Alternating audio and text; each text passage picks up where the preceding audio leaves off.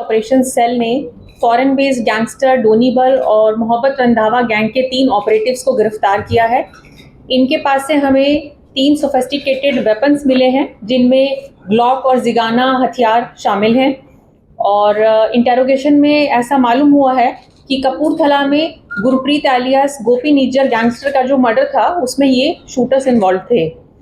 और इसमें 3 लोग गिरफ्तार हुए हैं।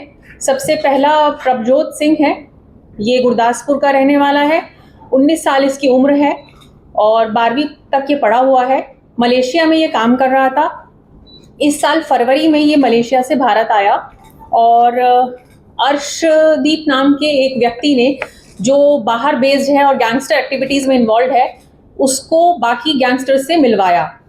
और ये इस इंसिडेंट का one of the main shooters रहा है। इसके पास से हमें जिगाना पिस्टल की रिकवरी हुई है और लाइव कार्ट्रिजेस मिले हैं। इसके अलावा दूसरा एक्यूज है अजय पाल सिंह, जो दीनेवाला गांव तरन तारण का रहने वाला है।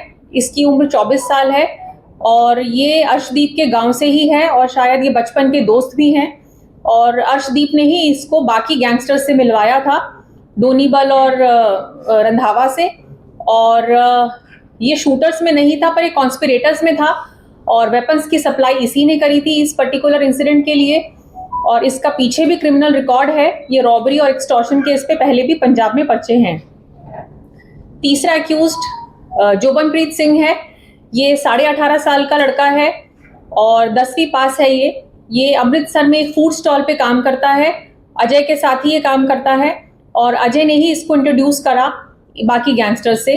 और इस बच्चे को इस बात का लालच दिया गया कि इसको बाहर विदेश में सेटल करवा देंगे अगर वो इनके लिए काम करेगा तो।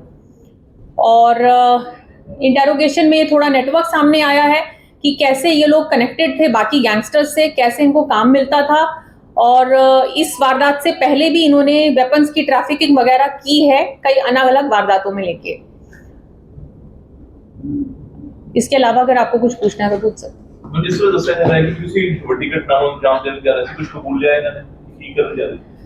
हमारे पास एक इंफॉर्मेशन थी कि मोहब्बत रंधावा गैंग के कुछ ऑपरेटिव्स हैं जो चंडीगढ़ में देखे गए हैं और शायद कोई अंजाम दे सकते हैं वारदात को चंडीगढ़ में। तो उसके चलते हमारी टीम ने उस पर एक्ट किया और कुछ इन्फॉर्मेशन इस तरह आई थी कि ये कोई गन पॉइंट पे गाड़ी वगैरह छीनने की कोशिश कर रहे हैं, तो ये हथियार के साथ हो सकते हैं। तो हमारी टीम ने वहाँ पर ट्रैप लगाया और जब इन दोषियों की पहचान हो गई, इनको पकड़ने की कोशिश करी, तो ये नेचुरली भागे। और जब भागे तो जो जोबनप्रीत था उसको पुलिस काबू कर पाई, पर जो प्रभजोत और अजय हैं उन्होंने पुलिस पे फायरिंग करी। पुलिस ने वॉर्न भी करा सरेंडर करने के लिए, पर उन्होंने फायरिंग कंटिन्यू करी, जिसके चलते हमारी टीम के एक मेंबर की बुलेट प्रूफ जैकेट पर गोली हिट करके गई। फिर उसके बाद पुलिस ने सेल्फ डिफेंस में फायरिंग खोली और जब इन्हें लगा कि अब कोई रास्ता नहीं बचा है, तब इन्होंने सरेंडर कर दिया। मैम, ये लोग किस व्हीकल पे थे तीनों और फायरिंग कितनी हुई है? ये पैदल थे, ये गन पॉइंट पे कोई गाड़ी छीनने की कोशिश में थे। और फायरिंग कितने राउंड हुए हैं दोनों तरफ से? 3 राउंड इन लोगों ने फायर करे हैं और 2 पुलिस ने फायर करे हैं। इंजरी किसी को नहीं है। पर ऐसा रूमर्स थे कि 43 बस की बैक साइड से पहले इन्होंने खरड़ के अंदर जो फायरिंग की है, क्या वो थे इन्वॉल्व थे? वो अभी तक हमारे पास ऐसा कुछ एविडेंस नहीं आया है। मैम, कोई टास्क फोर्स बनाने की पहले प्लानिंग की बात हो रही थी, क्योंकि पंजाब में घटना करते हैं, हरियाणा में घटना करते हैं, चंडीगढ़ हाइड आउट की तरह इस्तेमाल किया जा रहा है। तो क्या कोई टास्क फोर्स बनाने की भविष्य में, जैसे पंजाब पुलिस की एंटी गैंगस्टर टास्क फोर्स, ऐसा कोई प्लान है? आप लोग विचार कर रहे हैं? जैसे एंटी गैंगस्टर टास्क फोर्स है पंजाब में या कहीं पर STF होती है, वैसे ही हमारा ऑपरेशन सेल ऑलरेडी एग्जिस्टिंग है और उसको हमने अभी फर्दर इंस्पेक्टर्स और टीम मेंबर्स दे के उसको स्ट्रेंथन कर दिया है ऑलरेडी। जिगाना पिस्टल बहुत इंपॉर्टेंट पिस्टल है। किस तरीके नाल इतना दे कोले आया, कितों पूरा होया कोड? इसमें 1-2 लोगों के नाम सामने आ रहे हैं अभी जो इंटेरोगेशन में आए हैं कि वेपन कहाँ से सप्लाई हुआ है। So that is still part of investigation कि कैसे कैसे इन्होंने प्रोक्योर कराया, because these are very sophisticated weapons. और इसमें मैं एक और चीज बताना चाहूंगी कि इस मर्डर केस में एक और शूटर इन्वॉल्व था, गौरव एलियास गोला, जिसको हमने पीछे PU वाले फायरिंग केस में अरेस्ट किया था और प्रेस रिलीज में भी उसका नाम मेंशन किया था। तो he is also one of the shooters. कितने चीज का रिमांड मिला? आज पेश करेंगे इनको। तो की डिस्क्लोजर कहीं इनका पता चला है? नहीं। और उन्होंने हथियार कहाँ से प्रोक्योर करते थे, या जो भी हथियार इनके पास से बरामद हुए हैं वो एक्चुअली कहाँ से लेके?